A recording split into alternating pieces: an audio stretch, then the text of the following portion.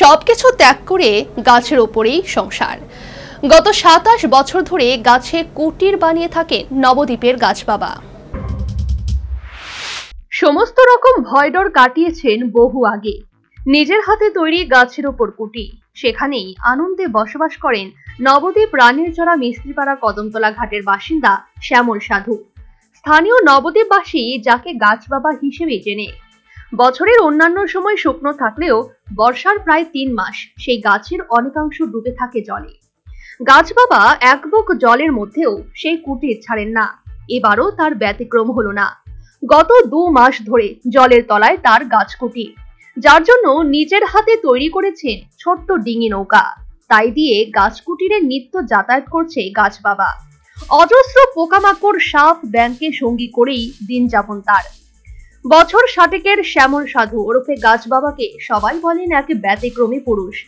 মাঝে মধ্যে বেরিয়ে পড়েন ভিক্ষে করতে, আবার ফিরে আসেন নির্জন নিরালা সেই কুটিরেই। সেখানেই প্রতিদিন ২ মুঠো ভাত ফুটিয়ে ভগবানকে নিবেদন করে আহার সারেন তিনি।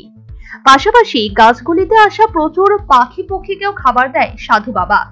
স্থানীয় মানুষের সহযোগিতায় তার কোনো অসুবিধা হয় না বলেও জানান তিনি। আরও প্রায় মাস ২-১ তাকে এভাবেই থাকতে হবে বলে জানান তিনি।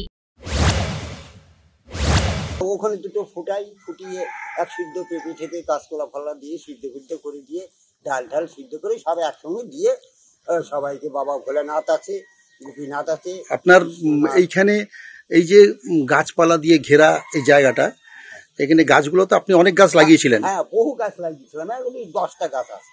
আচ্ছা, কদম গাছ বহু লাগিয়েছিলাম, কারণ এই গাছের মধ্যে কত ফল হয়। পাখিতে এসে সেবা করে, পাখিতে এই ফলগুলো খায়। ভাগীরথী নদী তীরে কদমতলা ঘাট। স্থানীয়রা জানিয়েছেন গাছ বাবা শুধু গাছে বসবাস করেন না, বিভিন্ন ধরনের গাছও তিনি লাগান এলাকায়। তার লাগানো গাছগুলোকে যত্ন করেন। গাছকে নিজের পরিবারের বলে পরিচয় দেন গাছ বাবা। ভাগীরথী নদীর জল যখন বিপদ সীমার উপর দিয়ে বইছে, তখন এই গাছ বাবার লাগানো বিভিন্ন গাছ জলের তলায়। সেগুলো নিয়েও তিনি চিন্তিত। আর এভাবেই বাকি জীবনটা গাছকে ভালোবেসেই গাছের উপরেই কাটিয়ে দিতে চান তিনি। তার গাছের প্রতি এই অদম্য ভালোবাসাকে কুর্নিশ জানায় news vanguard. Bureau report, news vanguard.